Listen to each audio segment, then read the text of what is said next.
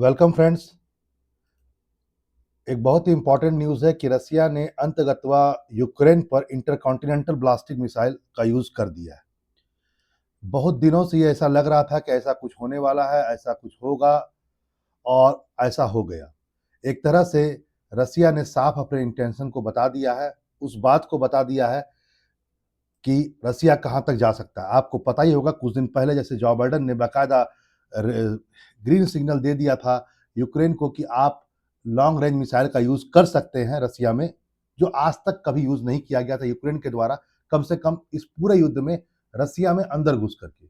लेकिन 2 दिन पहले की बात है कि बाकायदा यूक्रेन ने अमेरिका की जो एक मिसाइल है ATACMS, अमेरिकन मेड मिसाइल है, बाकायदा ये ब्लास्टिक मिसाइल है, इसका रेंज 300 किलोमीटर तक है, जो रसिया के यहाँ तक घुस सकता है, उसका यूज़ भी कर दिया।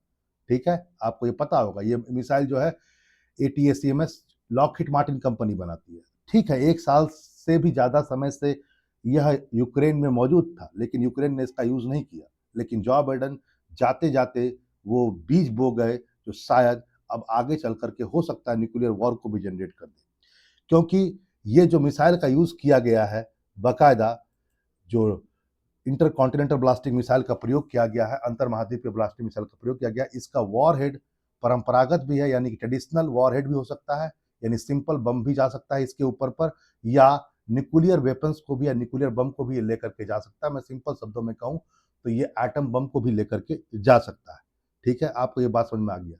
यहाँ पर इस बात को भी आज आप जान लें, आपको पता ही होगा मैंने 2 दिन पहले मैंने कल ही इस बात को बाकायदा कहा था कि रसिया ने अपने न्यूक्लियर डॉक्ट्राइन को चेंज भी कर दिया और पुतिन ने उस पर सिग्नेचर भी कर दिया और अपने इंटेंशन को साफ रसिया ने शो कर दिया था, खासकर जो बाइडेन के उस कदम के बाद, जैसा कि मैंने आपसे कहा है कि जिसमें उन्होंने बोल दिया है यूक्रेन को कि आप यूज करो।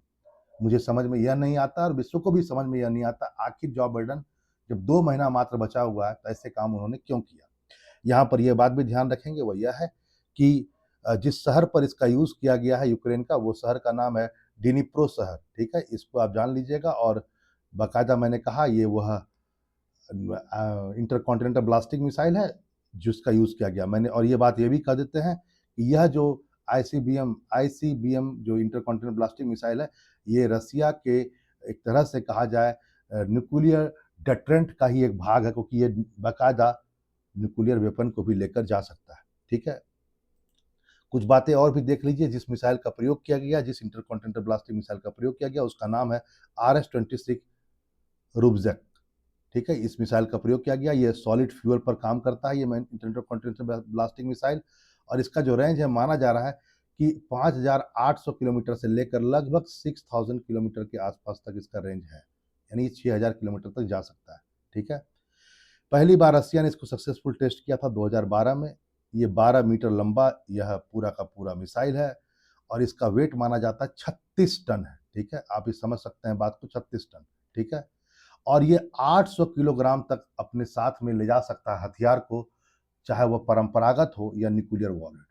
आपको यह भी पता होना चाहिए कि इस युद्ध में रसिया ने पहले ही हाइपरसोनिक मिसाइल जैसे किंजर का यूज कर दिया था, कई चीज़ों का यूज़ किया था उसने, लेकिन आज तक इंटरकॉन्टिनेंटल ब्लास्टिक मिसाइल का प्रयोग नहीं किया। ठीक है, एक बात और भी ध्यान रखें, इस बार जो रसिया ने आक्रमण किया इंटरकॉन्टिनेंटल ब्लास्टिक मिसाइल, इसके साथ उसने किंजर हाइपरसोनिक मिसाइल का भी यूज़ किया है।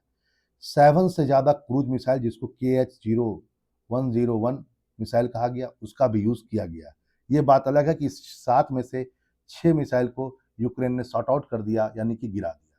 लेकिन आपको पता ही है हाइपरसोनिक मिसाइल को गिरा पाना बहुत मुश्किल होता है, उसकी स्पीड बहुत हाई होती है। यहाँ पर हम लोग डायग्राम में भी देखते हैं आखिर रसिया ने इसका प्रयोग कहाँ से कहाँ तक किया। ठीक है, रसिया का ये जगह आपको दिख रहा होगा, ये मैप पर आपको बाकायदा ये जगह दिख रहा होगा। ठीक है, ये मैप पर 1 मिनट 1 मिनट।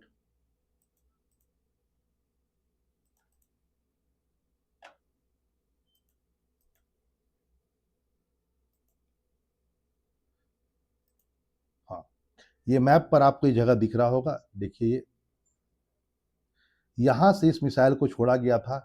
अस्त्राकान एक जगह है रसिया में, कैस्पियन सी के जस्ट आपको देखेंगे वेस्टर्न के साइड में, ये नॉर्थ हुआ, यानी मैं कहूँ कैस्पियन सी के नॉर्थ वेस्ट में पड़ता है अस्का खान। वहाँ से डिनीप्रो तक का दूरी जो है ये 700 किलोमीटर के आसपास में है, ठीक है? और यहाँ पर छोड़ा गया इसको, ठीक है? यहाँ से ये यहाँ तक पहुँचा, ये मिसाइल इंटरकॉन्टिनेंटल ब्लास्टिक मिसाइल, ठीक है? यहाँ पर इस बात को भी आज आप जानें, वो यह है कि जो डिनीप्रो शहर है, ये यूक्रेन का 4th लार्जेस्ट शहर है, ठीक है? चौथा लार्जेस्ट शहर है और लगभग माना जाता है कि यह जो है 391 किलोमीटर कीव जो कैपिटल है उससे इसकी दूरी है और डिनीप्रो जो रिवर है उसी के किनारे यह शहर बसा हुआ है और इसी के नाम पर इस शहर का नाम डिनीप्रो शहर कर दिया गया।